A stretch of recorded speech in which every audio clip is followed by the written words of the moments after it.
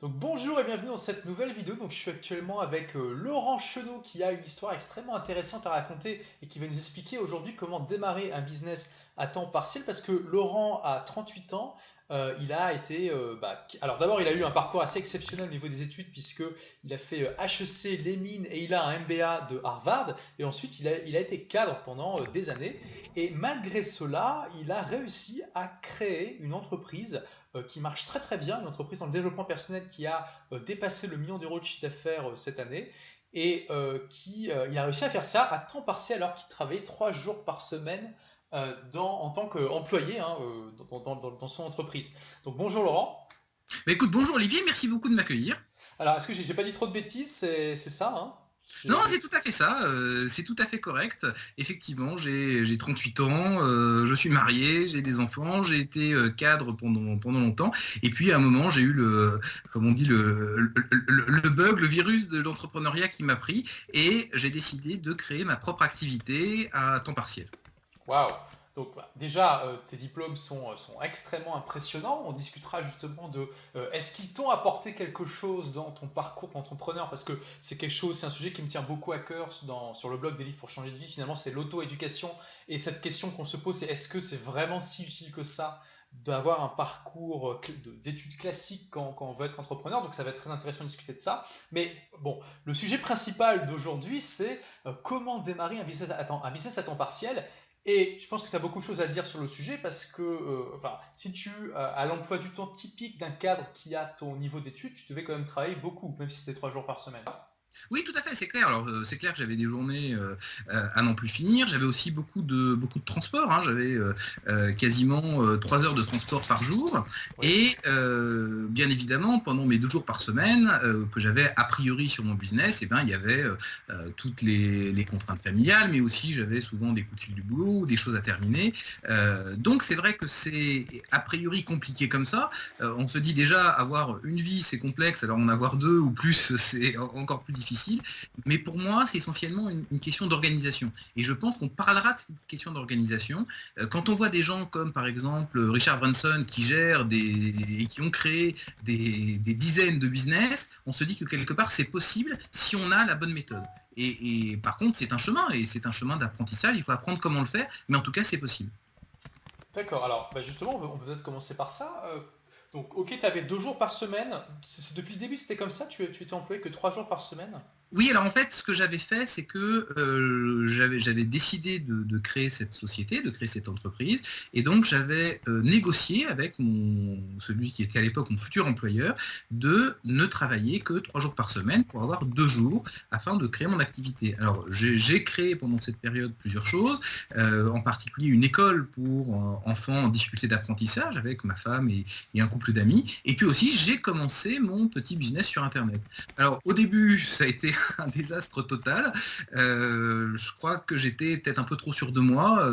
Tu vois, j'avais mes diplômes, j'avais fait du consulting pour des grandes sociétés du CAC 40.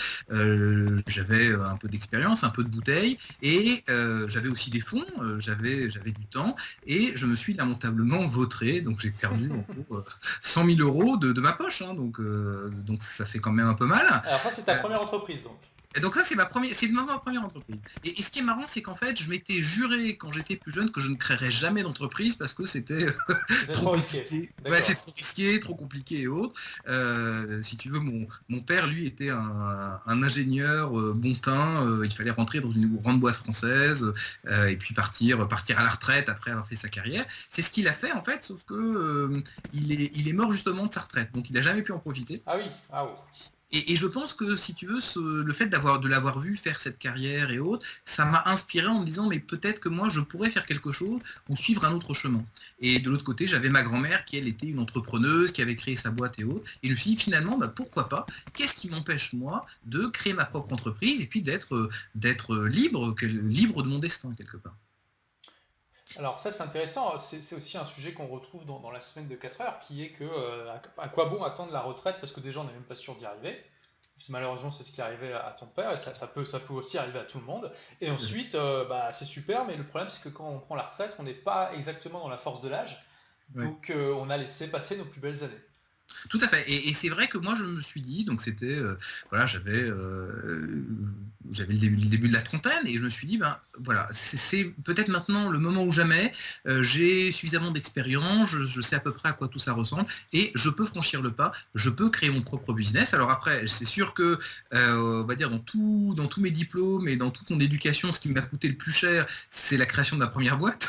100 Mais 000 par euros, ouais, parce que ouais, même, 100 même 000 ton euros, MBA d'Harvard, il était moins cher que ça. bon, ma billet d'Harvard était moins cher que ça, ouais. D'autant plus qu'il était financé par mon employeur de l'époque. Mais par contre, ça a été une expérience absolument extraordinaire. Et je ne regrette pas un seul instant tout ça, et d'autant plus que ça m'a permis d'apprendre de mes erreurs et de lancer ma deuxième activité, qui est aujourd'hui un leader dans le développement personnel sur Internet. Alors, est-ce que tu dirais que, justement, tu dis que enfin, ta première entreprise t'a fait perdre 100 000 euros, que c'était ton expérience la plus chère mais la plus extraordinaire. Est-ce que tu dirais que c'est celle qui a été la plus rentable? Euh, Ou oui, qui était le alors meilleur investissement? ouais, je pense que c'était l'un de mes meilleurs investissements. D'un point de vue financier, j'aurais beaucoup de mal à le faire mais par contre, d'un point de vue personnel, d'un point de vue réalisation de ma vie et devenir quelque part ce que j'ai envie d'être, ça très clairement. Et d'un point de vue financier, il faut voir, mais aujourd'hui, cette entreprise, ben, elle me permet d'en vivre, elle me permet de faire vivre d'autres personnes, et c'est quelque chose que je n'aurais certainement pas pu faire si je n'avais pas vécu cette première expérience difficile mais fortement enrichissante sur tous les plans. Alors, donc là, on voit un point important qui est commun à beaucoup d'entrepreneurs, c'est finalement euh, cette capacité à prendre des risques, mais aussi à prendre des risques calculés et à rebondir par rapport aux échecs et accepter l'échec comme faisant partie intégrante du processus d'éducation. Alors, bon, toi, tu avais quand même la chance d'avoir des fonds parce que tout le monde ne peut pas se permettre de perdre 100 000 euros comme ça et de pouvoir rebondir. Alors, pour revenir sur l'organisation du temps, donc tu as déjà donné un point important, c'est que quand on a un projet qui nous tient à cœur, on peut tout à fait essayer, en tout cas, de négocier avec son employeur pour travailler à temps partiel. Tout à fait. Alors Ça, d'ailleurs, ouais, la législation le permet, hein, puisque on peut travailler à 60% quand on est dans un projet de création d'entreprise. d'accord. Moi, je n'ai pas Je savais activé pas. ce dispositif, mais je l'avais négocié dès le début. Et ça était parti d'un accord. Et mon employeur était gagnant parce que ben, ils avaient un cadre qui pouvait faire un certain nombre de missions, et ils l'avaient pour les deux tiers du prix. D'accord, alors ça c'est intéressant, je ne savais pas. Donc la loi permet à ceux qui veulent créer leur entreprise de travailler à 60% de leur temps de travail normal et l'employeur ne peut pas refuser. Tout à fait, donc c'est quelque chose qu'on peut demander. Ah, je ne Alors savais après, pas. il y a des règles particulières, il y a un cadre légal bien entendu, de même qu'on peut demander une année sabbatique. Alors là, évidemment, on n'est pas payé, mais il y a plusieurs options qui permettent d'optimiser entre le temps créer son projet d'entreprise et qui permettent de le faire en gardant une sécurité importante. Parce que tu parlais du risque, je suis un trouillard fini. Ah C'est-à-dire bon? que je suis extrêmement risque averse, comme on dit. Je déteste le risque. Et pourtant, j'adore l'aventure, j'adore la création. Donc il y a un peu un paradoxe. Et la façon dont je le résous, c'est en essayant, comme tu le disais, de contrôler mes risques au maximum. Et donc à chaque fois que je fais quelque chose, mon premier projet, je me suis lancé comme ça, euh, en étant quelque part sûr du succès, peut-être un peu trop optimiste, mais ça m'a beaucoup appris. Et donc maintenant, chacun de mes projets est quelque chose que je teste, et j'essaie à chaque fois de le tester à minima en termes d'argent et en termes de temps. Et il y en a qui marchent, il y en a qui ne marchent pas, mais ceux qui marchent, eh bien, je les développe, et c'est comme ça que j'avance. Alors ça c'est très intéressant, on y reviendra effectivement. Il y a un peu ce mythe finalement de l'entrepreneur. Alors je parlais tout à l'heure de la capacité à prendre des risques, mais c'est vraiment important, c'est des risques calculés. Hein, là l'entrepreneur c'est pas une tête brûlée qui va au charbon sans aucune préparation. Et il y a Bah, en moyen fait, toujours de minimiser ces risques et d'avoir des plans B qui font qu'on s'en sort si jamais on se plante. tout à fait. Bah, en fait, je me suis rendu compte de ça, et c'est vrai que j'avais ce mythe, ce mythe de l'entrepreneur, qui est, comme tu dis, la tête brûlée, le joueur de casino à la limite, qui va tout flamber, et puis ça marche pas. Et en fait, je me suis rendu compte que ça existait, mais que souvent, ce n'étaient pas ceux qui avaient le plus de succès. Ce sont peut-être ceux, il y en a peut-être quelques-uns qui y arrivent parce qu'ils ont eu de la chance, comme il y en a qui vont gagner à l'euro million, et on parle beaucoup d'eux, mais sauf qu'en réalité, les entrepreneurs qui réussissent, ce sont des gens qui sont plutôt analytiques, certes qui ont de l'instinct, mais qui vont s'assurer qu'ils calculent leurs risques, qu'ils prennent leurs différents paris, un peu comme quelqu'un va être sur les marchés financiers et va s'assurer que tout est bien calibré pour que, quoi qu'il se passe, eh bien, il gagne quand même. Et c'est ça que j'ai appris et que j'ai mis en œuvre pour développer mon activité. Très intéressant. Alors, pour revenir sur l'organisation du temps, donc tu avais 2 jours par semaine. Bon, enfin, c'est bien, mais c'est pas. Il y a beaucoup de gens qui se diraient, mais ça suffit pas pour créer pour créer surtout développer une entreprise qui fait 1 million d'euros de chiffre d'affaires. Alors, Bah, quelle est ta méthode? Comment tu t'es organisé pour faire ça? je vais te dire, 2 jours par semaine, c'est pas assez quand on est mal organisé, et c'est quelque part trop quand on est bien organisé. Parce que à partir du moment où tu as une entreprise qui est rentable, qui gagne de l'argent, eh bien tu peux tout à fait payer des gens qui vont travailler pour toi. Et je crois que c'est l'objectif de tout entrepreneur que d'avoir une entreprise qui finalement n'a plus besoin de lui. Un peu comme Exactement. Ouais. un parent qui va élever son enfant. Au début, l'enfant a besoin de beaucoup d'attention, beaucoup de soins, mais je considère que l'objectif d'un parent, c'est quand même de faire que son enfant soit indépendant et puisse mener sa vie. Et ben pour moi, mon entreprise, c'est l'un de mes enfants. Et c'est vraiment comme ça que je le vois, en me posant à chaque moment, à chaque jour, qu'est-ce que je peux faire par quelqu'un d'autre? Comment je peux faire que mon entreprise dépende de moins de moi? Et ça, c'est très concret, c'est pas juste des questions intellectuelles qu'on se pose. Euh, en fait, tout au début, j'ai fait une liste de l'ensemble des tâches que je faisais. Et je me suis dit, quelles sont les tâches que j'aime faire et quelles sont les tâches pour lesquelles je suis bon et où j'ai envie d'être meilleur. Et j'ai essayé de ne garder que ces tâches-là et de trouver des gens qui étaient capables de faire les autres. Alors, j'ai donné un exemple extrêmement concret. Pour moi, en fait, créer une entreprise sur Internet, c'est non seulement la plus belle aventure que j'ai faite, le plus bel exercice de développement personnel, mais je trouve que c'est aussi l'un des business models les plus simples qui soient. Parce qu'en fait, il n'y a besoin que de 3 composants. Le premier composant, ce sont les contacts, c'est-à-dire finalement combien de personnes on peut toucher, combien on a de clients potentiels. Oui. Le deuxième, ce sont les offres, qu'est-ce qu'on leur vend. Et puis le troisième, c'est quelle organisation on met en place. Ça, c'est ce que j'appelle le triangle d'or. Et si tu veux, depuis le début, je me suis dit, voilà, ça c'est mon triangle, et comment je peux faire grandir chacun des côtés. Parce qu'évidemment, si les côtés ne sont pas de la même taille, eh ben, le triangle, il est un peu difforme. Tu vois. Alors, tu peux répéter les 3 arêtes du Bien triangle sûr. d'or? Alors, le triangle d'or, pour moi, c'est la première, ce sont les contacts, ou on va dire les clients, tous ceux à qui on peut, qui ont un problème, qui ont une difficulté, quelque chose pour lequel on peut leur apporter une solution. D'accord. Le deuxième point, ce sont les offres. Qu'est-ce qu'on leur vend concrètement? Qu'est-ce qu'on leur propose? Et puis le troisième point, c'est l'organisation. Comment est-ce qu'on fait pour faire fonctionner tout ça, pour faire fonctionner au même rythme les contacts, les offres? L'image que je donne, c'est un peu développement personnel, mais c'est un peu, pour moi, une entreprise, c'est un être vivant. C'est-à-dire que, un peu comme on respire, on a notre cœur qui bat, et puis si on court trop vite, on va s'essouffler, et il y a besoin de cet équilibre entre la respiration et les battements du cœur. Ben, l'entreprise, c'est pareil. On va faire rentrer de nouveaux clients dans notre système, on va sortir de nouvelles offres, et tout ça a un rythme, et il faut que ça fonctionne en harmonie, un peu comme une machine bien huilée. Et en tout cas, c'est comme ça que j'ai conçu et que j'ai développé mon entreprise. Oui, c'est très intéressant cette analogie avec le corps humain qui est effectivement un système avec des tas de composants internes qui fonctionnent, on pourrait croire de manière indépendante, mais s'il y en a un qui fonctionne pas bien, l'ensemble du système va mal fonctionner.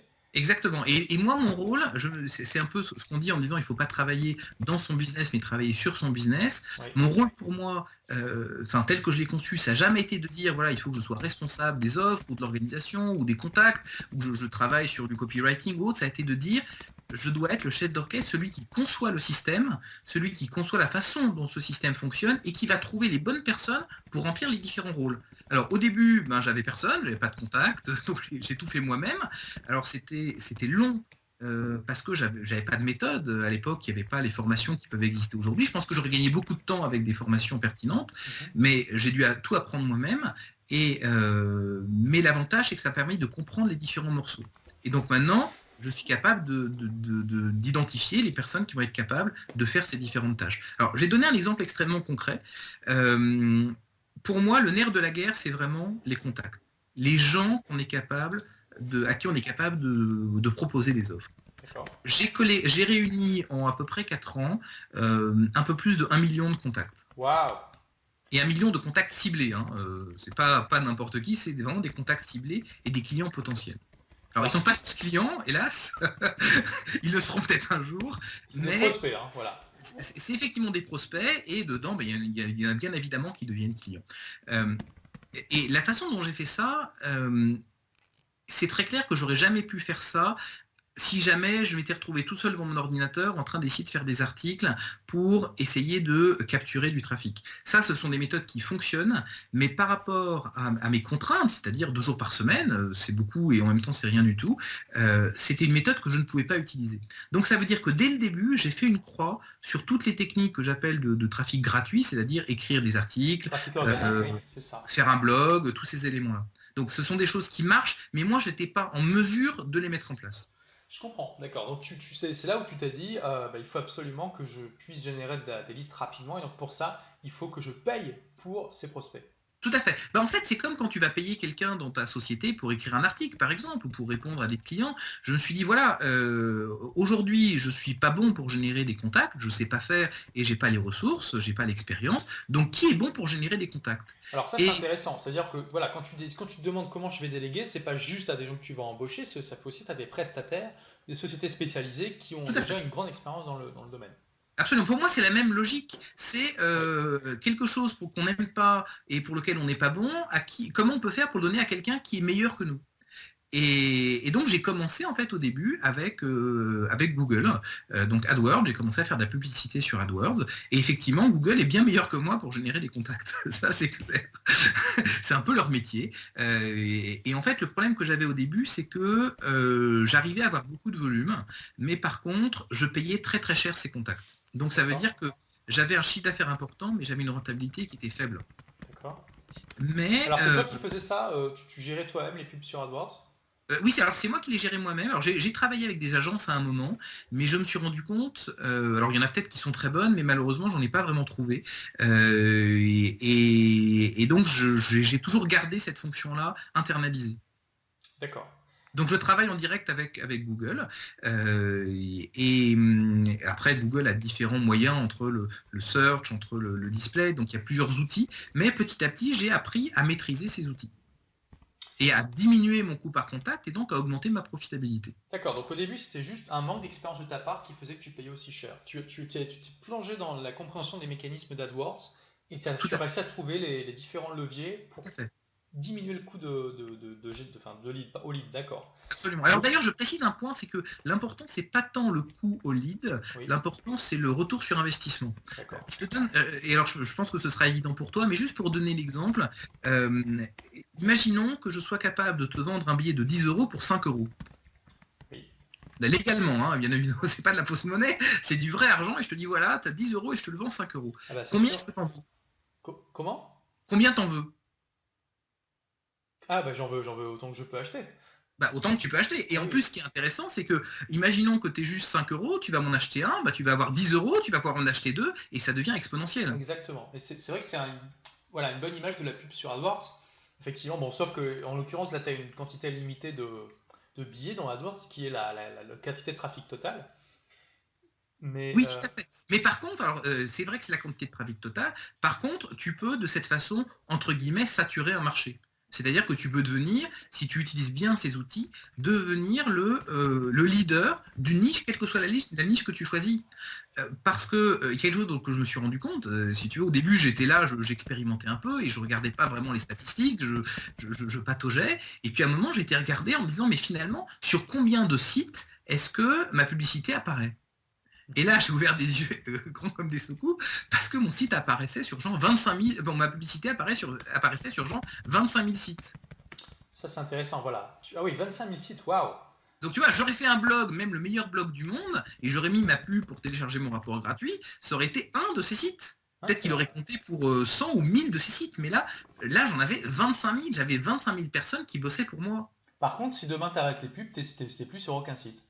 Alors, effectivement, si j'arrête les pubs, je ne suis plus sur aucun site. Par contre, j'ai la base de données que j'ai créée de mes 1 million de contacts. Tout à fait, oui, c'est vrai. Mais c'est vrai qu'effectivement, après, chaque modèle a ses forces et ses faiblesses. Ça m'a permis de construire ma base de données et mes sources de trafic sans avoir besoin d'y investir du temps, parce que tout ça, ça arrive de façon passive.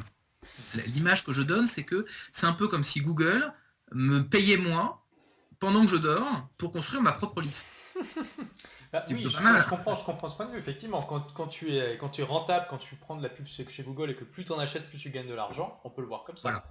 Ouais, Donc ouais. à partir du moment où tu as... Alors après, il y a une technicité, d'accord? Il y a rien de magique là-dedans. Ça demande de bien connaître, ça demande de, de suivre ce qu'on fait. Mais il y a, avec le temps, j'ai découvert certaines méthodes, comme par exemple, combien est-ce qu'on doit payer un contact pour maximiser son profit? Alors, dis-moi. Alors, je vais te donner la réponse, et en fait, je le démontre mathématiquement, mais c'est pas le lieu. C'est que ça dépend de la valeur de ton contact. Mhm. Imaginons qu'un contact qui rentre dans ton système parce que tu vas lui vendre des choses te rapporte 5 euros, eh bien, il faut que tu le payes 2,50 €. Donc, il faut que tu lui payes la moitié de sa valeur. Et pourquoi ça? Parce Alors, que on peut. pourquoi? Je vais Ouais. t'expliquer très simplement et sans faire les équations mathématiques qu'il y a derrière. Euh, en fait, ce qui se passe, c'est que plus tu vas payer tes contacts chers et plus tu vas en avoir. C'est normal. Si tu dis à Google, écoute, à chaque fois que tu m'apportes une personne, je te donne 100 euros, je pense que là, tu prends tout le réseau Google. Mais par contre, tu vas devenir très vite pauvre. Tu vois. Mhm. Donc, et Google va devenir encore plus riche. Par contre, si tu dis à Google, écoute, tu m'envoies tous les contacts que tu veux, mais je te paye zéro, tu vas pas en avoir un seul. Oui, c'est vrai. Donc, plus tu payes cher et plus tu as de contacts. En même temps, plus tu payes cher par contact et moins tu as de profitabilité. Mhm. Donc il y a quelque part un curseur qui commence à zéro, c'est-à-dire zéro contact, pas d'argent, et qui va au maximum jusqu'à la valeur que tu apportes à ton contact. C'est-à-dire que si ton contact te rapporte 5 euros de profit et que tu payes 5 euros à Google, eh ben, tu as fait zéro en termes de profit. Tout à fait. Donc, d'accord. Donc entre ces deux zéros, tu as un optimum. Et je démontre mathématiquement qu'en fait l'optimum se retrouve au milieu. Donc 2,5. Donc, dans ce cas-là, 2,5. Si la valeur de tes contacts, c'est 3, c'est 1,5. Si c'est 10, c'est 5. Ok. Et c'est là que c'est intéressant parce que plus tu as de contacts et plus tu es capable de faire des tests, plus tu as de ressources, plus tu es capable de faire d'offres, et donc plus tu augmentes ta valeur par contact. Donc, plus tu peux augmenter ce que tu payes à tes sources de trafic, et plus tu peux augmenter ton activité. Oui, je comprends. Oui, c'est Donc, vraiment c'est un un cercle. cercle vertueux qui s'enclenche, Exactement. effectivement.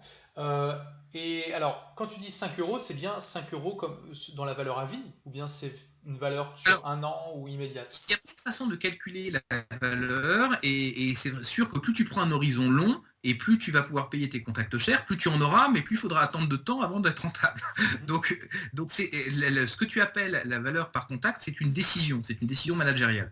Euh, Moi, personnellement, je considère que ma valeur par contact, ça va être ma valeur sur l'année. D'accord. Donc, c'est combien me rapporte un contact en moyenne sur l'année. D'accord, c'est la valeur sur l'année, ok. Donc ça veut dire que de toute façon, bah déjà, comme tu payes la moitié de ce qui va être rapporté sur l'année, tu peux espérer rentabiliser très vite quand même au moins ton investissement.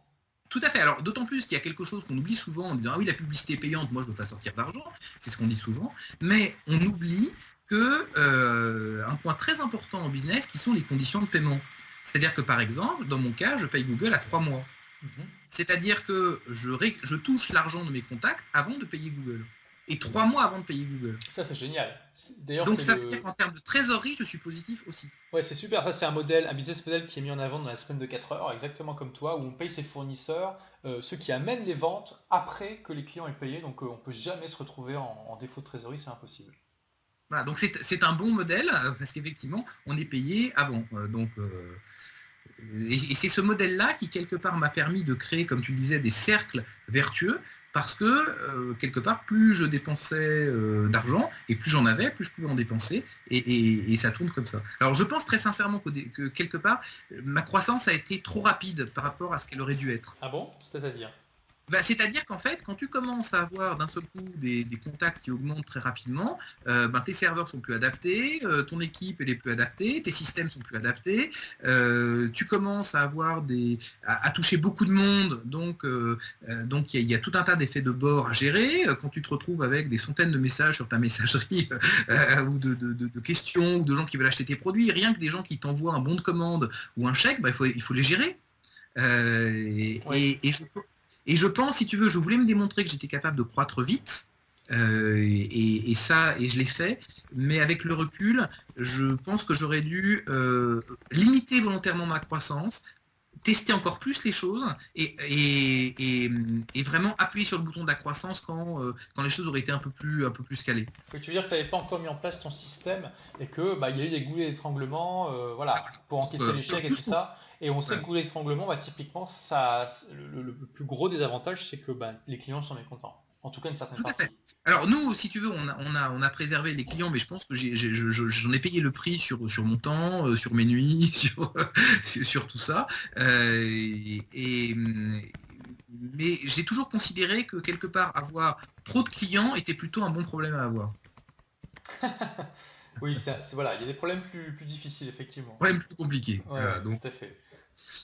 mais tu vois, par contre, je vais te donner un exemple concret du problème que ça m'a causé. C'est que comme je travaillais beaucoup sur le fait d'avoir les contacts, j'avais pas compris, si tu veux, ce système du triangle d'or à l'époque. Il paraît très très simple, ce système. Il paraît même évident et à la limite, tu vois, c'est la palissade. Il n'y a rien de nouveau là-dedans. Sauf que cette façon de concevoir les choses, pour moi, a tout changé. Parce que au début, je ne travaillais que sur mes contacts et je ne travaillais pas sur mes offres. Et je travaillais sur mon organisation quand j'y étais forcé. Ça veut dire que mon triangle, si tu veux, il était totalement difforme. Oui, Et donc, je passais tout mon temps sur mes contacts, passais sur mon organisation, et donc je courais un peu après ma propre queue comme un chien, tu vois. oui, je comprends ce que tu veux dire. Ouais. Et c'est au moment où je me suis dit, attends, il faut que j'arrête, il faut que je développe de nouvelles offres, Mhm. que là, d'un seul coup, ma rentabilité a commencé à vraiment augmenter. Parce que non seulement j'avais la rentabilité immédiate de ce que pouvait m'apporter Google ou d'autres sources de trafic, mais j'avais aussi toute cette rentabilité, tout ce chiffre d'affaires qui venait des gens qui étaient déjà dans mon système, de mon stock.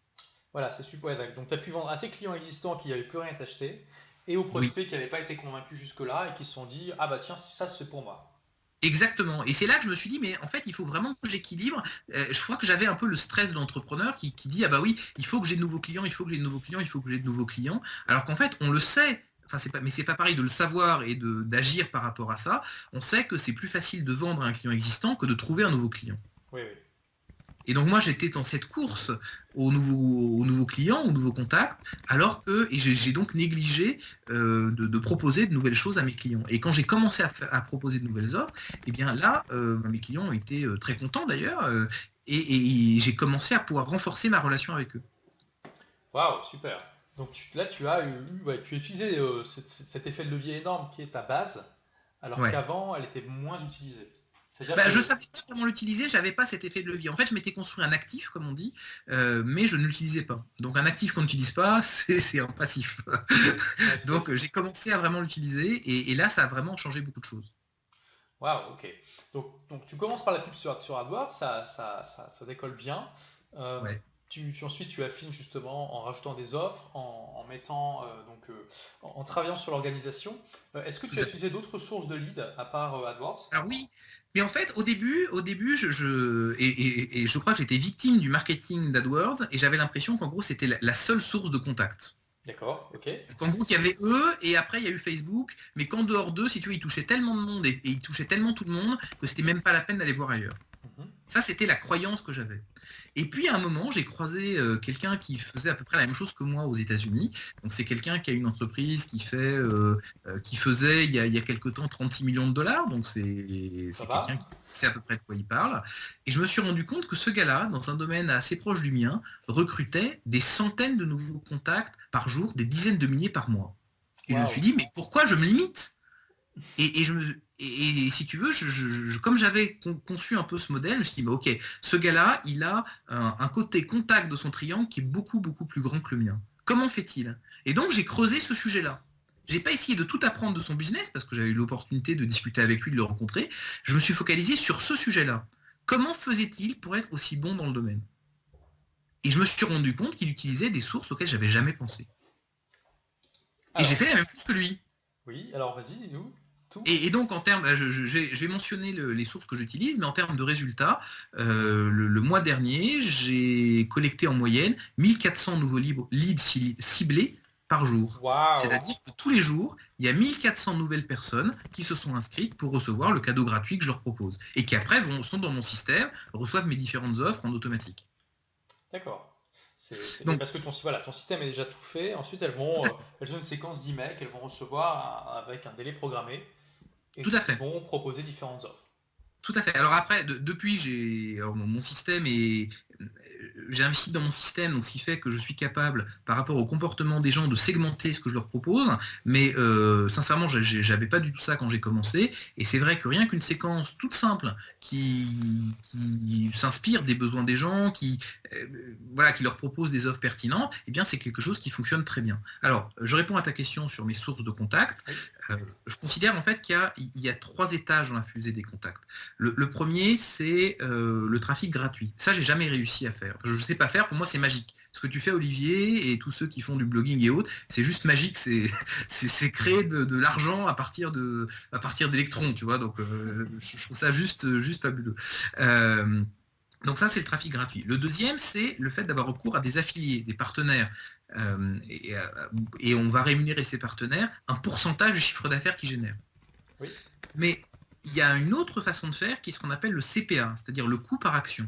Au lieu de rémunérer les partenaires un pourcentage du chiffre d'affaires qu'ils génèrent, eh bien on va simplement les rémunérer soit au clic, aux visiteurs du site, soit au contact inscrit.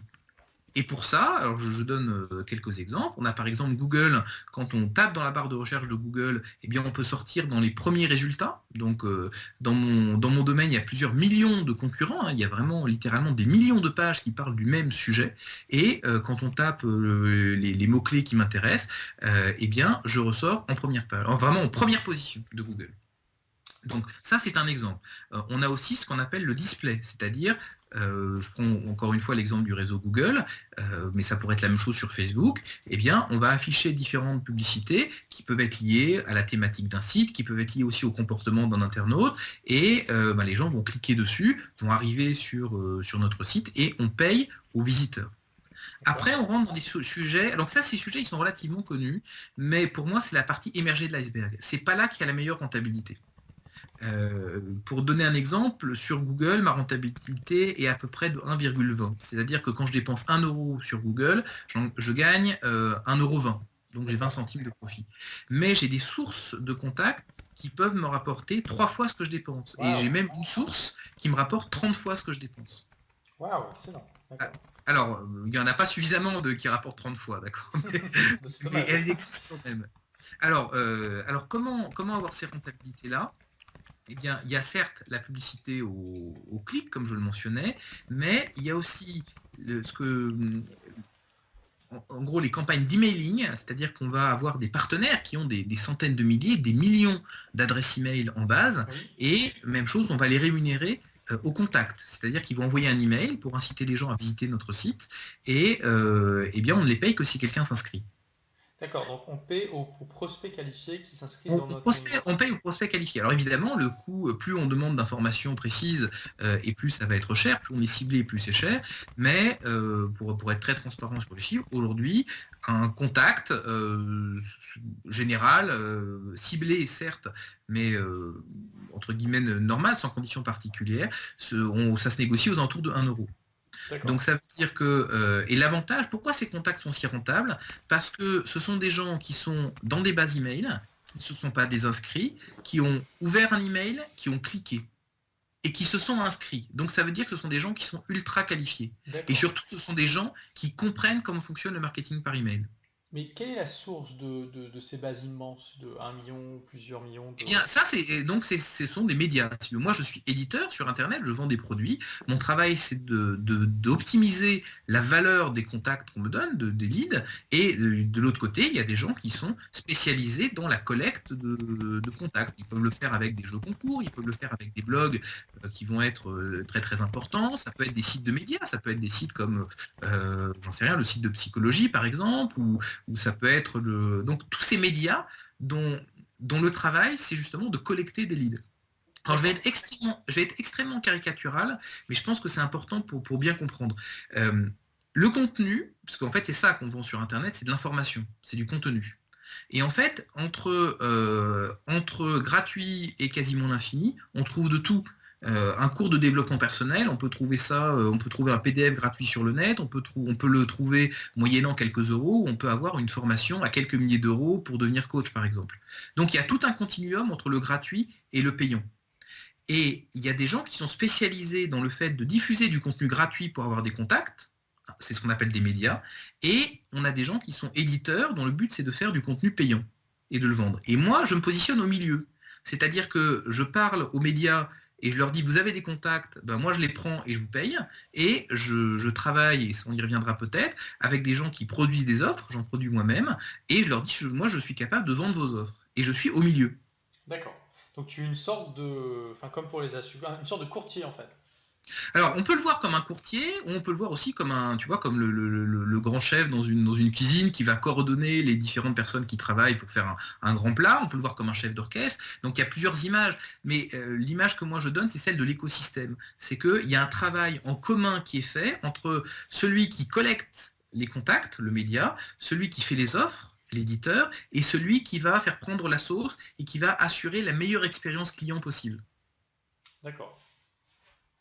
Voilà, donc tout ça pour dire que, donc ça c'est un exemple, je citais les contacts par email et pourquoi ils sont si rentables, parce que ce sont déjà des gens qui sont dans ces processus-là, qui comprennent l'intérêt d'acheter des produits sur Internet, qui comprennent l'intérêt de toute cette façon de fonctionner.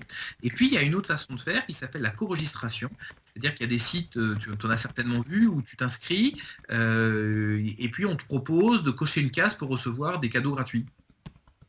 D'accord. Alors, d'accord. Donc on s'inscrit sur un site, ça peut être n'importe quel type de site. N'importe quel site, ça peut être le site d'un média, ça peut être le site, je sais pas si c'est le cas, mais par exemple ça pourrait être Télé 7 jours, ça pourrait être un site gratuit d'horoscope, ça pourrait être plein de choses si tu veux. Et on te propose de recevoir quelque part des offres partenaires, sauf que ce sont des offres qui sont clairement identifiées, en te disant voilà, si vous cochez ici, vous allez recevoir telle chose. Donc, et ce principe de co-registration te permet en fait de recevoir, des contacts que tu vas pouvoir charger dans ton système d'information, dans ton système de gestion client, dans ton système d'envoi d'emails automatisé. Ou alors tu peux leur envoyer des mails à la main si le nombre est limité. Et là, ce qui est intéressant, c'est que on peut recruter beaucoup de contacts à des prix qui vont commencer à un quart d'euro par contact ciblé, donc 0,25 centimes. C'est-à-dire qu'aujourd'hui, on peut avoir pour 25 centimes un contact ciblé. Et ensuite, le contact est dans ta base, t'en fais ce que tu veux. Le contact, c'est un contact considéré comme opt-in, c'est-à-dire qu'il a donné son autorisation pour qu'on le contacte, il souhaite recevoir les informations, et effectivement, on en fait ce qu'on veut, on l'a quelque part acheté. C'est pas comme quand on ouvre une base. Alors le truc par contre, c'est que quand il s'est abonné, il a reçu le mail de bienvenue du site sur lequel il s'est abonné, mais il te connaît pas du tout, toi. Ah bah si, parce qu'il a reçu, alors après il y a différentes configurations, là on rentre dans l'aspect technique des choses, mais la plupart des partenaires vont envoyer eux en ton nom ton email de bienvenue. C'est-à-dire qu'ils vont depuis leur système, dès que la personne s'inscrit, dire voilà, bah bonjour, c'est Olivier Roland, merci de votre confiance et je vous donne le cadeau que vous avez voulu télécharger. Et toi après tu récupères le fichier de tous ces adresses email et quelques jours après tu vas leur envoyer ton deuxième message. Donc ils te connaissent, bien entendu, ils te connaissent. Ok, d'accord. Et ça, c'est 0,25, enfin 25 centimes d'euros par ligne. Ça commence à 0,25. Après, suivant le ciblage, suivant la performance de ton annonce, suivant tout ça, ça monte à 0,50. Mais on est dans ces eaux-là. Pour des contacts, on va dire, entre guillemets, normaux. Des contacts d'assurance, ça peut monter beaucoup plus haut. Mais pour ce qu'on fait généralement dans le marketing Internet, pour on va dire pour des particuliers, pour du grand public, on est aux alentours de 0,25, 0,50 en moyenne pour avoir un volume correct. Ok, d'accord. Donc ça, c'est les principales aujourd'hui sources de leads que tu utilises, AdWords, les campagnes d'emailing et la co-registration. Absolument. Alors, et pour ceux qui veulent démarrer AdWords, il suffit de taper AdWords, c'est de créer un compte. Pour ceux qui veulent démarrer des campagnes d'emailing de co-registration, est-ce qu'il y a des sites où elles peuvent aller? Oui, alors déjà, je déconseille de commencer par AdWords. D'accord. Moi, je l'ai fait, mais c'était une erreur. Maintenant, et d'ailleurs je le fais puisque j'ouvre en fait d'autres domaines. Et maintenant, quand je veux tester une activité, c'est très simple, je fais de la co-registration. Donc par exemple, il y a un de mes partenaires qui s'appelle Opt-in Collect.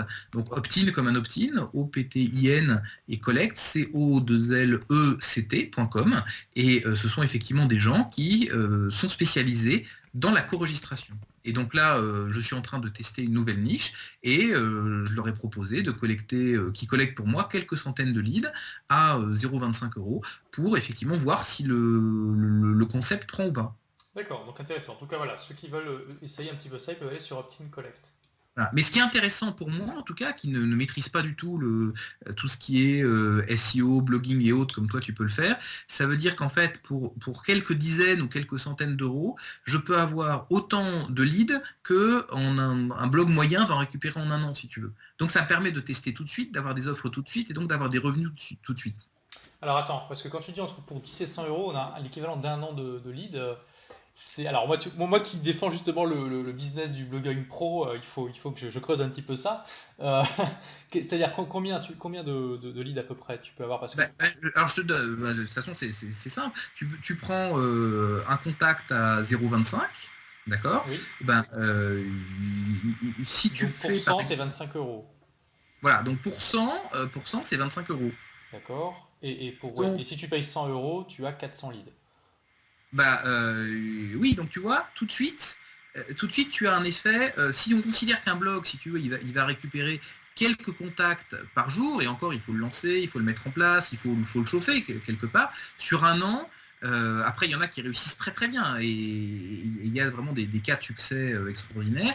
Quelqu'un qui, comme moi, est cadre, a une famille, a tout un tas d'activités, n'a pas forcément le temps d'écrire ou autre, eh bien, il va peut-être recruter quelques centaines de leads en une année.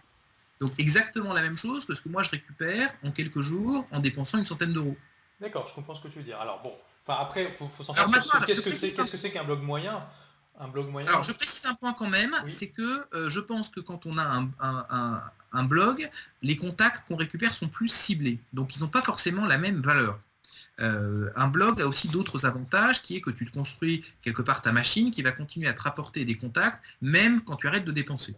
Donc pour moi, c'est pas blogging contre publicité payante ou contre affilié. Pour moi, tout ça, ça fait partie de la même partie du triangle. Et suivant l'endroit où on est, suivant sa stratégie, eh bien, on va utiliser un des modes de collecte ou un autre, ou tous. Et moi, aujourd'hui, j'utilise tous ces modes. Je suis beaucoup moins bon que toi ou tes élèves dans le domaine du blogging, mais par contre, j'ai quelques petits blogs qui rapportent quelques contacts. D'accord, Et ok. en même temps, je suis extrêmement actif sur tout ce domaine des médias payants. Voilà, effectivement, ça c'est très intéressant, hein, puisqu'on a un point de vue justement différent de celui dont je parle d'habitude, puisque moi j'ai très peu, enfin j'ai exploré un peu, mais très peu ce monde Mhm. des leads payants. Ok, donc là aujourd'hui, quand même 1400 leads par jour, waouh, c'est quand même assez extraordinaire. Mais alors, il y a quand même une question que je me pose. Tu dis que tu as 1 million de contacts dans ta Oui, base, ouais, ça commence à représenter un pourcentage non négligeable des francophones. c'est vrai. Est-ce que tu risques pas enfin, un jour d'avoir tous les contacts possibles de ta niche? Oui, alors de toute façon, je vais te dire, il y a quelque chose qui est vrai dans le business, sur Internet ou partout, c'est que rien n'est infini. D'accord? Tout est impermanence. C'est un peu zen, c'est un peu développement personnel, mais c'est vrai. C'est-à-dire que on sait très bien que dans le business, si on reste à la même place, on recule. Donc aujourd'hui, je prends le blogging, peut-être que dans 10 ans, le blogging sera mort et sera remplacé par autre chose sur des téléphones portables ou sur d'autres choses. Donc on est sans arrêt en train de réinventer notre activité, notre business, ce qu'on fait, et en train de nous réinventer nous-mêmes. Donc c'est sûr qu'il y a un moment où j'aurai saturé tout le stock de la niche. Par contre, des personnes intéressées par le développement personnel, il y a des gens, il y a des nouvelles naissances tous les jours, il y a des gens qui s'intéressent, de nouvelles personnes qui s'intéressent au développement personnel tous les jours. Oui, c'est Donc vrai. c'est très clair que tout ce flux-là va continuer à arriver. Donc peut-être que ce que je récupérerai sera moindre, peut-être que ce sera pas 1400, peut-être que ce sera 400, peut-être que ce sera 40, parce que j'aurai saturé la niche. Mais entre nous, je préfère avoir saturé une niche vite plutôt que jamais la saturer en y passant des années. Oui, oui, c'est un point de vue qui se défend. Alors moi, j'ai pas d'expérience personnelle sur le sujet, mais je connais donc un entrepreneur au Brésil qui s'appelle Erico Rocha et qui lui Ouais. aussi était, enfin, a vraiment été dans AdWords à 2000% comme toi. Et il avait, mais je crois qu'il faisait 30 000 leads par mois, si je me rappelle bien. D'accord, c'est bien, ouais, Et donc oui, oui, c'était un business qui tournait très très bien, qui était dans le domaine de l'immobilier au Brésil. ouais. Il s'est retrouvé, je crois, à un moment, il avait écrit qu'il avait atteint les 1% du marché, enfin 1% de la population totale du Brésil dans ses listes. Ouais, Et du d'accord. jour au lendemain, il est passé de, je crois qu'il faisait 200 000 dollars par mois je sais plus si c'était du chiffre d'affaires ou du bénéfice, et du jour au lendemain, D'accord. c'est tombé à quasiment zéro. Ouais. Euh, Alors ça, je vais te dire, pour moi, ça c'est l'exemple de, c'est ce que j'appelle le one pony trick, d'accord? Où c'est le gars qui sait bien faire une chose, mais qui n'a pas anticipé. Alors je dis pas que c'est son cas, hein, je prends juste cet exemple et je caricature volontairement en supposant qu'il n'ait rien fait d'autre à côté. Et j'ai rencontré beaucoup de gens comme ça, qui ont un succès une fois et qui considèrent qu'ils ont tout compris. Et ils appliquent la même méthode sans arrêt, donc ils traient la vache. Mais il y a un moment où la vache meurt. C'est normal parce que les arbres ne montent pas au ciel et les vaches ne sont pas éternelles. Et il y a un moment où, quand tu as exploité un business model pendant trop longtemps, eh ben, il perd de son efficacité. Et si tu ne t'es pas réinventé en parallèle et si tu n'as pas planté de nouvelles graines, effectivement, ton business meurt. Oui, tout à fait. Et c'est pour ça qu'il y a un élément, alors je ne l'ai pas évoqué, c'est qu'il y a le triangle d'or, mais il y a en fait deux éléments à côté du triangle d'or. Le premier, c'est toi en tant qu'entrepreneur, c'est-à-dire tes forces, tes faiblesses, tes limites mentales, tes blocages. Donc ça, c'est très important de travailler dessus et ton business te permet de travailler dessus. Mais il y a un autre élément qui est l'amélioration continue.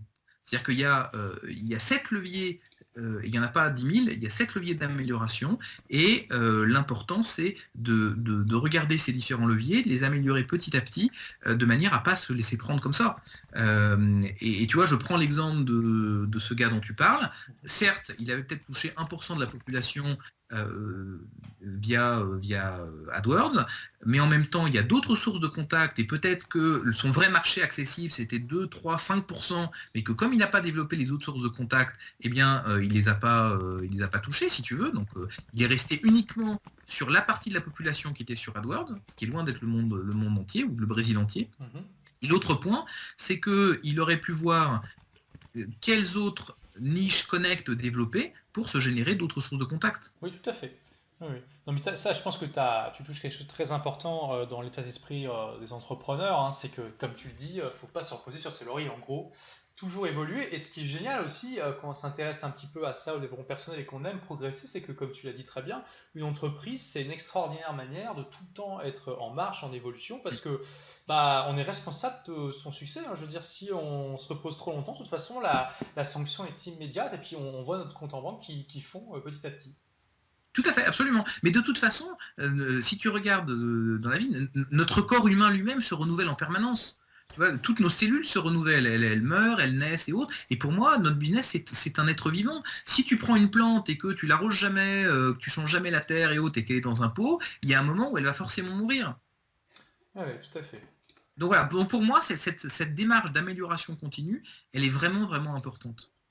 Et ça fait partie, comme tu l'expliquais, du cœur de l'activité d'entrepreneur qui parfois va réussir des choses, parfois va échouer, mais en même temps continue à avancer et gagne parce que justement il construit sur ce qu'il apprend. Ok, donc on a eu un excellent aperçu de comment tu as mis en place cette entreprise, comment tu as expérimenté avec les sources de leads payants pour la lancer et ensuite la rentabiliser. Est-ce que tu peux nous parler maintenant de comment tu as fait pour l'automatiser? Comment on fait pour automatiser son entreprise? Oui. Alors, la clé là-dedans, en fait, il y en a deux, c'est les équipes et c'est les systèmes. Pour moi, la colonne vertébrale, c'est vraiment le système. Parce que sinon, si tout doit être fait manuellement, on perd tout l'intérêt et tout l'avantage d'avoir une activité sur Internet. C'est vraiment la grande force, je trouve, d'une activité sur Internet que de pouvoir utiliser des systèmes d'information qui vont travailler à notre place, d'une certaine façon. Oui, et un système, il dort jamais, on ne le paye pas, ou beaucoup moins que quelqu'un qui ferait le même travail. Et c'est ça le vrai avantage. Donc tous les gens ceux qui n'utilisent pas de système, pour moi, se tirent vraiment une balle dans le pied. Et je pense qu'en fait, le problème, c'est que les gens fonctionnent à l'envers. Ils construisent leur boîte, ils ont des problèmes, et après, ils cherchent le système qui va pouvoir boucher les trous. Je peux le dire d'autant plus que j'ai fait comme ça. D'accord. Mais c'est pas la bonne méthode. En fait, il faut la bonne approche, c'est vraiment de dessiner, et j'insiste vraiment de dessiner son activité pour voir quelles sont les tâches qui ont besoin d'être automatisées et qu'est-ce qu'on va utiliser, par exemple, comme méthode de recrutement de leads, parce que sinon, on est bloqué. Je vais te donner un exemple très concret. Beaucoup de gens parlent d'autorépondeurs. D'accord ? Il faut un autorépondeur. Il y a quelques grands noms qui circulent et on voit un peu toujours les mêmes. Un qui est anglophone, Aweber, et un autre qui est francophone, SG Autorépondeur. Et il y a ce débat, Aweber ou SG Autorépondeur, d'accord ? Sauf qu'en fait, pour moi, le vrai débat, il n'est pas du tout là.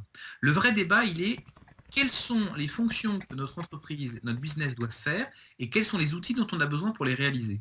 Par exemple, je parlais des méthodes de co-registration.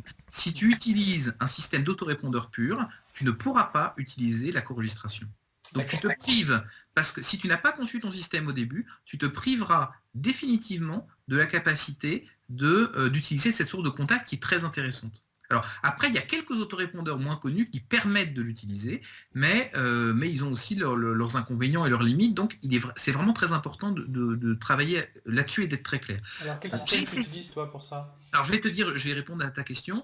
Au début, j'avais plein de systèmes qui se parlaient plus ou moins bien. J'avais un système d'autorépondeur qui était hébergé sur mon serveur, j'avais un système de gestion d'affiliation que j'ai jamais réussi à paramétrer et qui d'ailleurs à un moment m'a fait planter mon serveur. Ça me fait 2 mois de business, donc j'étais un peu refroidi, si tu veux. J'avais un système de gestion des paiements et c'était, si tu veux, c'était un peu Frankenstein. Il était vivant, mais il faisait un peu peur quand on le voyait. Et d'ailleurs, à un moment, j'ai eu comme toute entreprise, si tu veux, qui commence à se développer, qui a un certain succès, j'ai eu une vérification fiscale. Et donc, le contrôleur est venu, il m'a dit, voilà, on aimerait bien voir vos systèmes commerciaux. Et là, je leur ai commencé à leur dessiner l'ensemble des systèmes, les systèmes qui se parlaient entre eux, les scripts sur le serveur et autres. Et au final, ils ont trouvé ça tellement compliqué qu'ils ont pas utilisé mes informations commerciales parce que c'était juste une nébuleuse de logique spaghetti, de systèmes qui s'envoyaient des informations les uns aux autres. Donc, ce truc-là, je ne le recommande à personne. Il vaut mieux commencer avec quelque chose qui fonctionne bien dès le début. Après avoir étudié un peu tout ce que je pouvais trouver, j'utilise un système qui s'appelle Office Autopilot. Ah oui, tout à fait. Alors, donc, c'est intéressant parce que moi-même, je suis exactement dans ton cas là, c'est que j'ai plein de systèmes qui se parlent plus ou moins bien, avec Aweber comme socle principal. Et justement, je viens juste de souscrire à Infusionsoft, je suis en train de tester. D'accord. Et je vais peut-être aussi passer à Office Autopilot. Alors justement, on va en parler, vas-y, continue. Alors moi j'ai regardé, si tu veux, il y a du pour et du contre entre Office Autopilot et Infusionsoft, mais par contre, il y a un point qu'il faut reconnaître, c'est est-ce qu'on parle d'autorépondeur ou est-ce qu'on parle de CRM, c'est-à-dire de système de gestion de la relation client. Comme je te l'ai expliqué, pour moi je considère que notre rôle, notre mission, notre aspiration, notre vision, c'est de proposer aux gens de la valeur. Donc de maximiser la valeur et d'optimiser la valeur qu'on propose aux gens. Donc ça veut dire qu'on est dans la relation client. Oui. Donc l'autorépondeur en lui-même, il est idiot. C'est-à-dire qu'il y a quelques petites choses qu'on peut faire, en particulier avec Aweber, avec des histoires de listes, de comportements, mais ça reste quand même extrêmement, extrêmement basique. Quand tu as un système comme Office Autopilot, ou Infusionsoft, après on peut parler de la différence entre les deux et pourquoi j'ai pris Office Autopilot, tu es capable de suivre très exactement chacun de tes contacts par rapport à leurs différents comportements d'achat. Et tu es capable d'adapter la façon dont tu te comportes automatiquement par rapport à leur comportement d'achat précédent. Et si tu veux, Office Autopilot, j'ai plus le prix exact en tête, il doit coûter à peu près $300 par mois. Et j'ai mis en place une règle dans ce système le mois où je l'ai eu, et si tu veux, cette règle-là, elle m'a payé l'utilisation d'Office Autopilot pour genre 5 ans. Waouh, super. Parce que, si tu veux, j'ai proposé aux gens qui avaient acheté l'un de mes produits d'acheter une offre complémentaire. Donc ce qu'on appelle un upsell, sauf qu'avant je ne pouvais pas la faire parce que j'étais incapable de différencier les gens qui l'avaient déjà et ceux qui ne l'avaient pas. Et je ne vais pas embêter. Tu peux faire ça avec Aweber ou... Oui, sauf que ça demande une intégration avec PayPal et autres, et le problème c'est que tu commences à multiplier tes listes et la gestion devient très compliquée quand tu as un volume important. Alors c'est vrai. Enfin, par contre, tu n'es pas obligé d'intégrer avec le système de paiement comme PayPal ou ClickBank. Enfin, Aweber permet de le faire, c'est-à-dire en gros le client achète le produit sur PayPal, ClickBank, et automatiquement il intègre une liste, et ensuite on peut faire en sorte que Aweber désinscrive ce client de la liste de prospects. Mais le plus simple, c'est tout simplement de l'amener après son paiement sur un formulaire Aweber où il va s'inscrire sur une nouvelle liste. Oui, sauf qu'en fait, quand tu fais ça, tu rajoutes des expériences pour le client, tu rajoutes des difficultés, et c'est quelque chose que je déteste. Je considère qu'on est là pour simplifier la vie de nos clients et pas pour la compliquer. Donc effectivement, et j'ai fait la même chose que toi, on peut utiliser tous les systèmes pour faire un peu tout. Mais sauf que plus on fait ça, et plus en fait on complique les choses, plus les risques d'erreur augmentent, et surtout quand on travaille quand on est une équipe comme moi, et bien plus c'est difficile d'expliquer aux gens ce qui se passe, on change des choses, ils ne sont pas forcément au courant. Donc au final, l'expérience client se dégrade. Je te donne par exemple, moi j'avais commencé à intégrer Aweber, et effectivement Aweber peut permettre cette intégration automatique, sauf qu'il ne fonctionne pas avec plusieurs scripts. Donc j'étais obligé de couper toute une partie de mon intelligence client. Donc là, tout ça, moi personnellement j'ai arrêté parce que c'était ingérable pour moi et pour mon équipe. Et donc on a un système intégré qui gère l'ensemble, et donc on sait exactement ce que chaque client a acheté, quand est-ce qu'il a acheté, on a des règles qui sont déclenchées en fonction de leur comportement, et surtout on a leur historique et leur comportement d'achat qui sont remontés dans notre système de support client.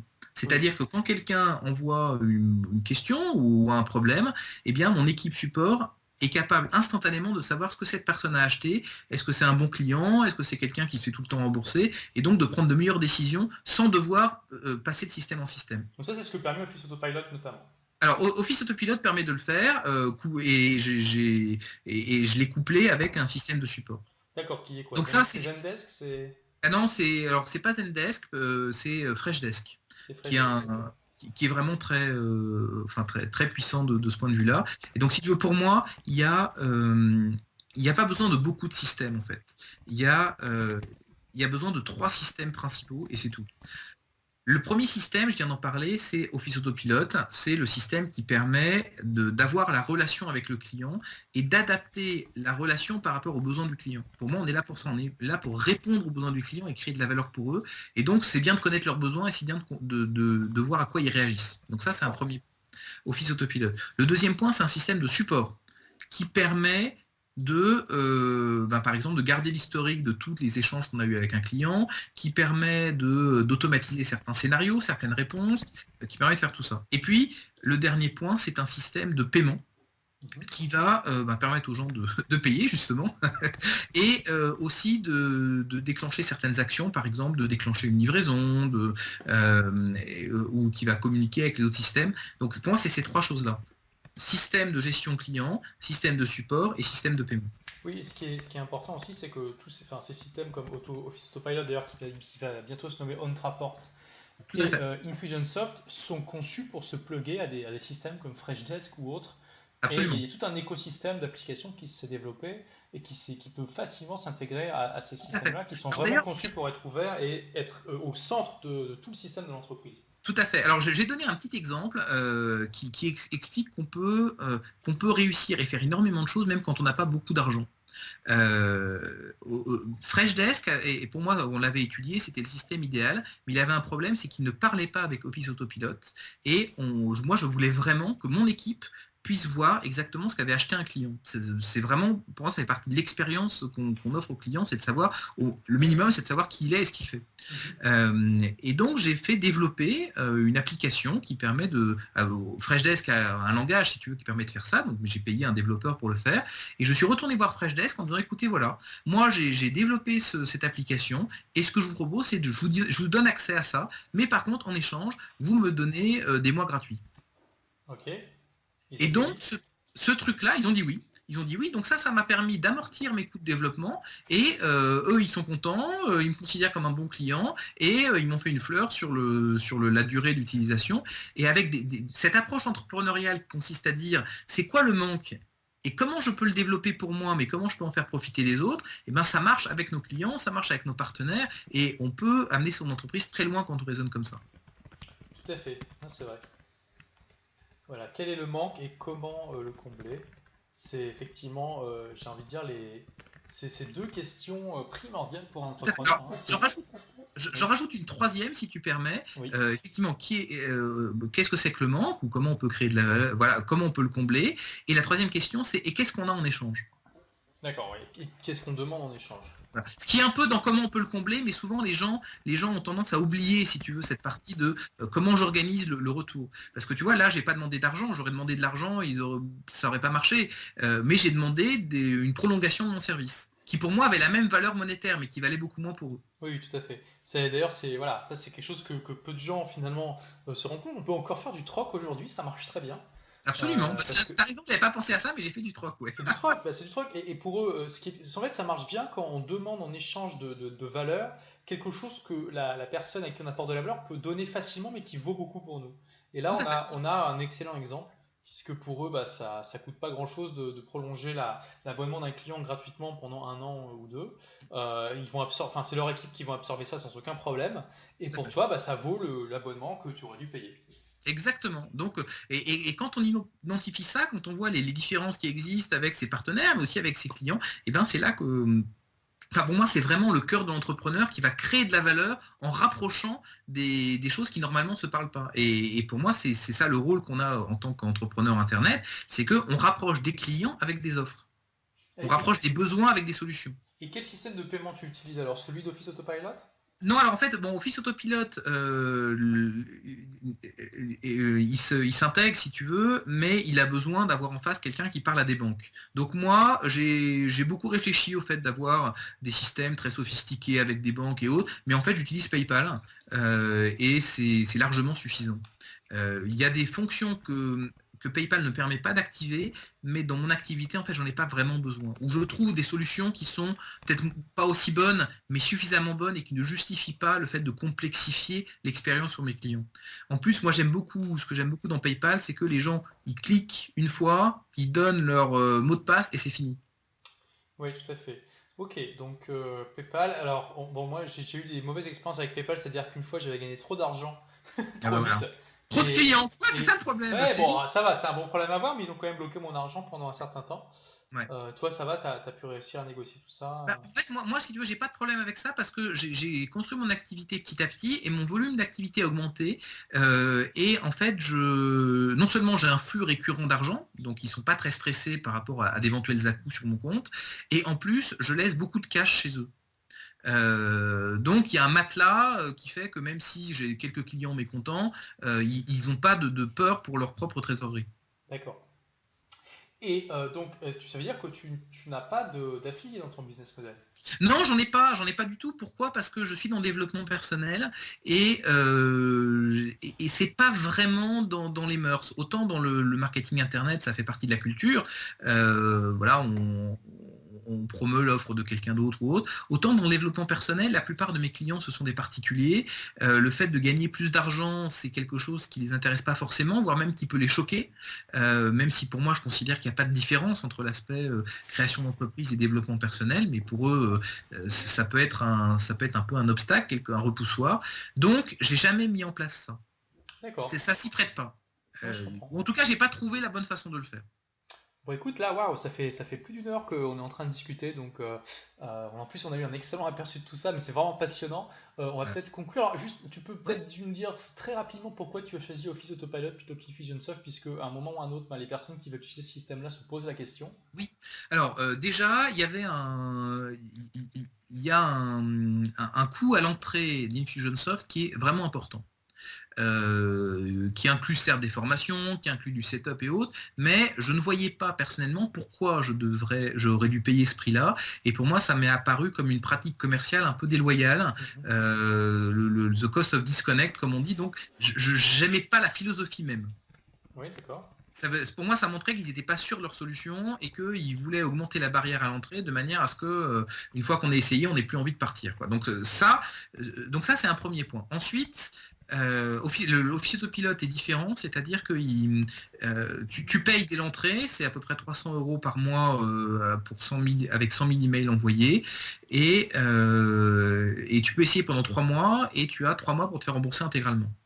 D'accord.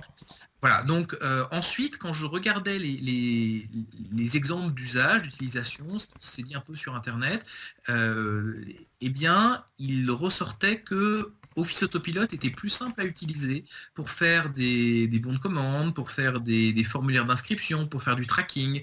Et c'était vraiment ça que je voulais. Je voulais quelque chose qui puisse être utilisé très simplement par quelqu'un qui avait, on va dire, une petite expérience d'Internet, mais pas quelqu'un qui était un expert en codage ou en je sais pas quoi, en tag.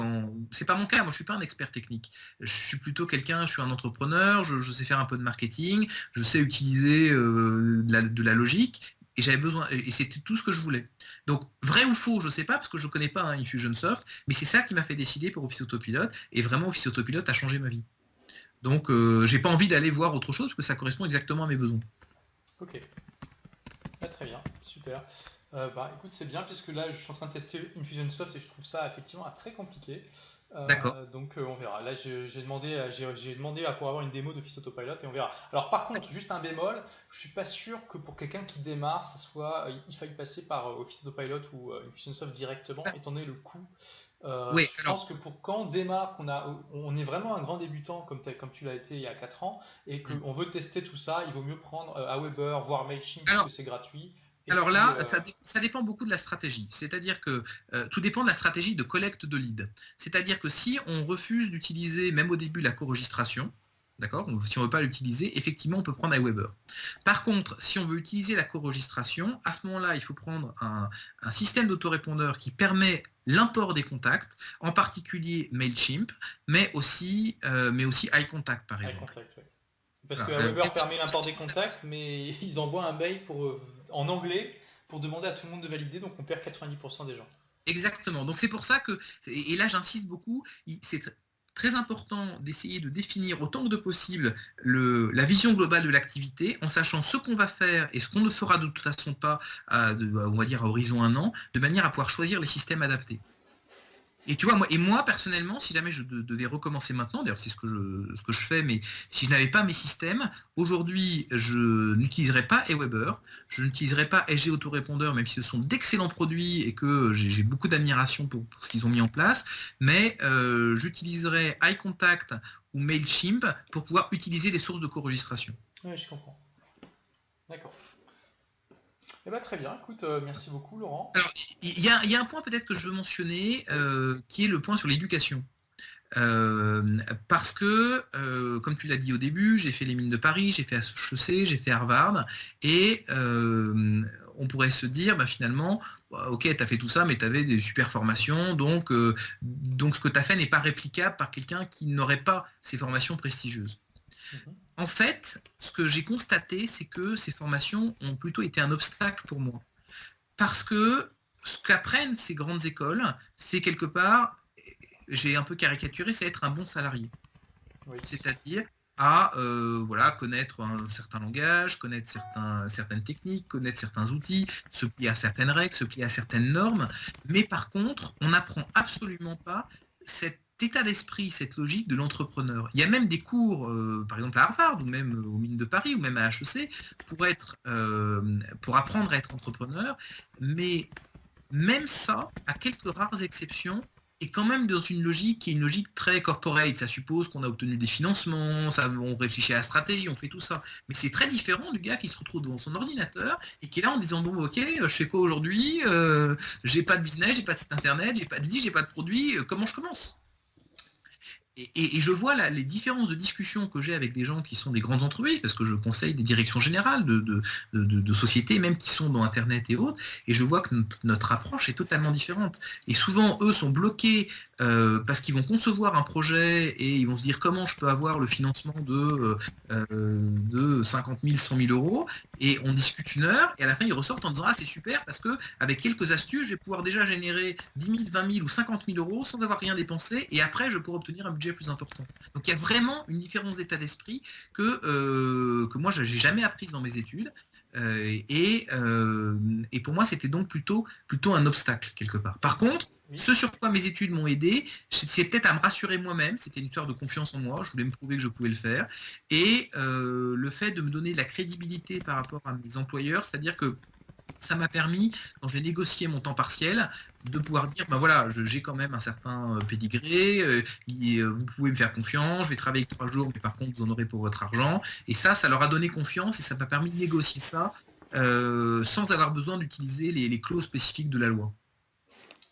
D'accord. Ah oui, alors c'est très intéressant que tu dises ça. C'est vrai que on voulait parler de ça, j'avais un peu zappé. Donc voilà, pour toi, HEC, les mines et le MBA, qui sont les diplômes parmi les plus prestigieux qu'on peut avoir dans le business, ça ont été des obstacles dans ta carrière d'entrepreneur.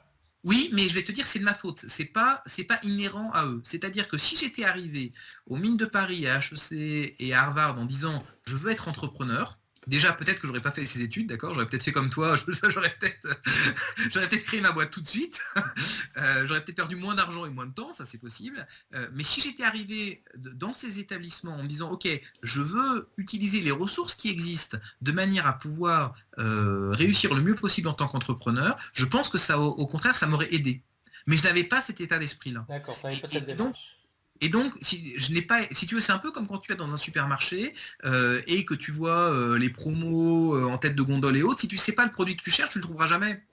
Par contre, il est là. Et c'est clair que tu regardes HEC, les mines et Harvard, tu as peut-être parmi les meilleures sources de formation pour l'entrepreneuriat. Par exemple, tu as des gens qui sont prix Nobel en économie qui enseignent à Harvard, tu as le MIT en face, tu as des possibilités de faire des partenariats entre gens de la business school et gens du MIT sur des innovations technologiques. Donc tout ça existe.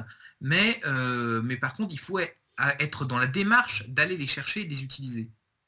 Et je crois que c'est pareil partout dans la vie. Si tu veux, tout existe dans la vie. Après, il faut se prendre en main, prendre ses responsabilités et aller chercher les choses là où elles sont.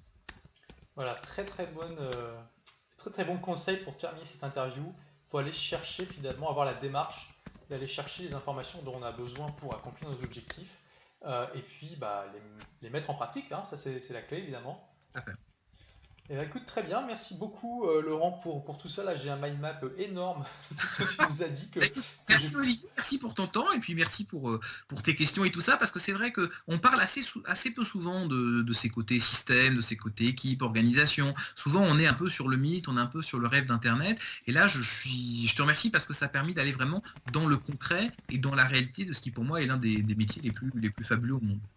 Oui, tout à fait, effectivement. Et ça, les systèmes, c'est quelque chose qui me passionne, hein. J'ai eu l'occasion d'en parler sur mes blogs, mais c'est vrai qu'il y a encore beaucoup de choses à dire et c'est vraiment fascinant de pouvoir discuter avec quelqu'un comme toi qui a vraiment érigé ça en science et en art, j'ai envie de dire, et de manière concrète, puisque tu as quand même une entreprise qui fait plus d'1 million d'euros de chiffre d'affaires, donc c'est pas, on parle pas de vent, mais de vraiment quelque chose de concret qui fonctionne nuit et jour, même quand tu dors. Tout à fait. Et ben, écoute, Merci ouais. en tout cas. Oui, merci à toi et donc à bientôt pour de nouvelles aventures. Au revoir. À très bientôt, salut.